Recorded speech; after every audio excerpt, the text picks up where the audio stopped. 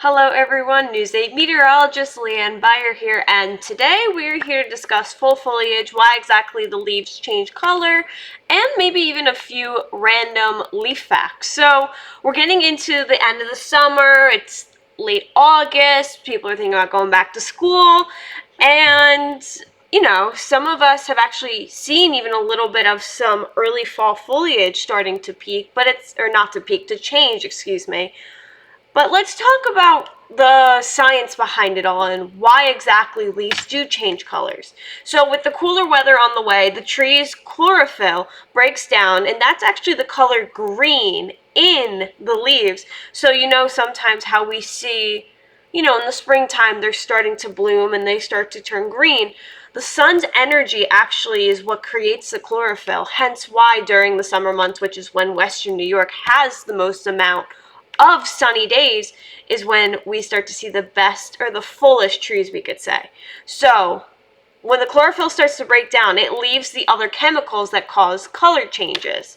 So this is a list of the different colors and the chemical that is needed to change the color. I'm not going to try to pronounce them because I think it would go horribly wrong.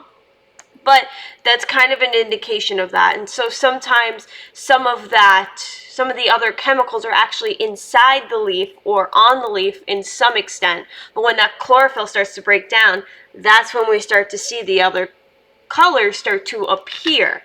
So bright colors are more likely when the late summer is dry and autumn has more sunny days and cool nights. So notice how we said cool nights. We don't want the freezing nights because sometimes that can actually kill the leaves and they can fall off and they can unfortunately not reach their full potential. Some other things that aren't good are, we'll say, rainy and cloudy days. But even on cloudy days, we still get to experience beautiful fall-like colors. It's just they may not reach their full potential. Another thing is weather-related.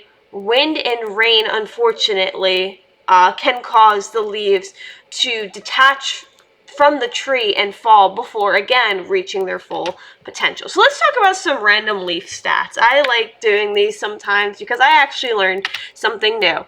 200,000 average number of leaves on a mature maple oak tree. So I found that pretty interesting. 360 dry leaves is right around equivalent to 1 pound. So one tree is usually about 550 pounds of leaves. Now, these are not completely correct with certain trees, but that is usually the average of that. And so when the leaves are wet, that can actually multiply the weight up to 4 times. So maybe don't start raking the leaves when it's raining out or after a rainy day, because that is a lot of weight that you will be raking, and hopefully it doesn't hurt your back. And I know we talk about that with snow too, so definitely maybe wait for a dry day and maybe for the leaves to dry out a little bit before maybe going to rake them.